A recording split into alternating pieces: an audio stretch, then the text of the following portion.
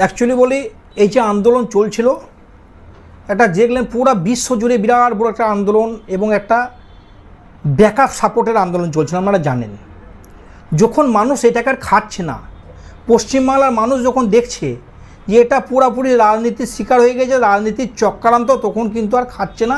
এবং তারা কিন্তু গত দুদিন আগে কিন্তু যখন বন্যা কবলিত, যে দেখলেন পশ্চিমবাংলাতে 12টা ডিস্ট্রিক্টে বন্যা হয়েছে এবং মানুষ, অসহায় মানুষ চিকিৎসা এবং খাদ্যর জন্য হাহাকার মেচে হচ্ছে।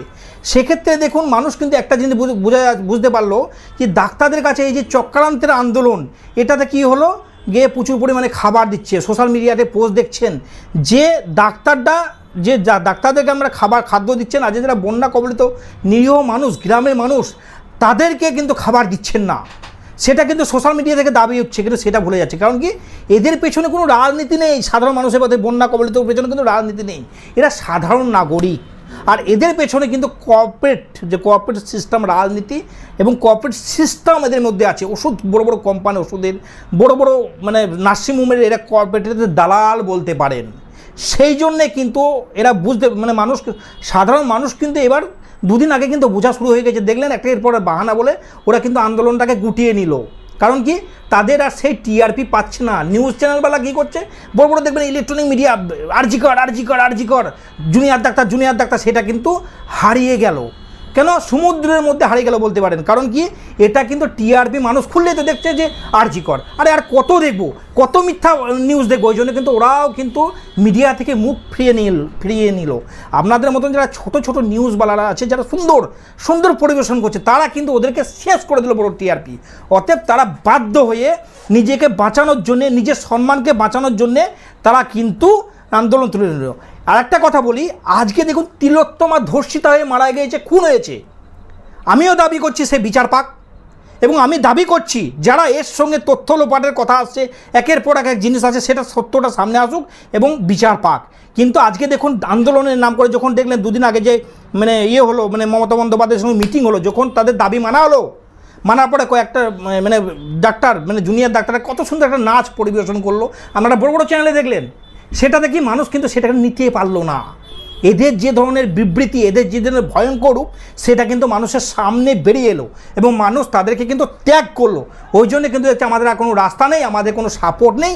কিছু দেখবেন বিজেপি আরএসএসের দালাল, সিপিএমের কিছু চামচা বলে না, অ্যাকচুয়ালি ভয়ঙ্কর রূপ, যেটা একদম নিজেকে বিরাট বড় বুদ্ধিজীবী ভাবে। এবং দেখবেন কিছু সংখ্যক দেখবেন ওই বড় বড় টালিগঞ্জের ফিল্ম আর্টিস্ট, বড় বড় আর্টিস্ট, তারা নিজেকে বিরাট যারা হারিয়ে গিয়েছিল, তারা লাপাতা ছিল, অ্যাকচুয়ালি তারা হারিয়ে গিয়েছিল জনগণের সামনে। তারা কোনো আর্টিস্ট বলে সে সম্মান পেত না, তারা কিন্তু একটা সুযোগ পেয়ে গেল নিজেকে প্রচার করার। আমি আর একটা কথা এর সঙ্গে তুলে ধরছি, এবিপি আনন্দ এবং বড় বড় চ্যানেল দেখলেন, বড় বড় নিউজ চ্যানেল, সেক্ষেত্রে কি বললো, যে একটা নিউজ দিল না, যে যারা প্রাইজ পেয়েছে, যারা মেডেল পেয়েছে, যারা রেওয়ার্ড পেয়েছে পশ্চিমবাংলা গভর্নমেন্টে, তারা ফিরিয়ে দিচ্ছে। কারণ আমরা কিন্তু জানতাম না তারা কি হিসাবে প্রাইজটা পেয়েছে, কি হিসাবে তারা রেওয়ার্ড পেয়েছে। তারাও একটা কিন্তু প্রতিযোগিতার মধ্যে নেমে পড়লো যে আমরা এটা ফিরিয়ে দিলে আমাদের মুখটা জানবে সাধারণ নাগরিক মানুষ এবং আমাদের সিরিয়ালটা বিক্রি হবে এবং আমাদের ফেস ভ্যালুটা বাড়বে। তারা কিন্তু নিজের ফেস ভ্যালু এগুলো এক একজন এক এক রকম মন্তব্য করছে। আমি সেই ব্যাপারে যাব না। আমি একজন প্রাক্তন কমান্ডো হিসাবে একটা জিনিস বলতে পারি, এই যে ডাক্তারদের চক্রান্ত সাধারণ মানুষ জেনে গিয়েছে, এই জন্যে কিন্তু এটা বাধ্য হয়ে, আমি এর আগে একটা ভিডিওতে বলেছিলাম, সাধারণ মানুষ কিন্তু যখন শুরু করে দেবে না, গণপিটুনি শুরু হবে।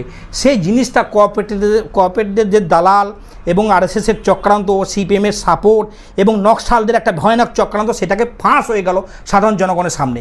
এই যে বন্যাটা হলো, এর ফলে আর একটা ফাঁস হয়ে গেল এবং সাধারণ মানুষ বুঝতে পারলো। এই জন্য ওরা বাধ্য হয়ে এই আন্দোলনটাকে বিমুখী নিয়ে, আর কোনো রাস্তা নেই।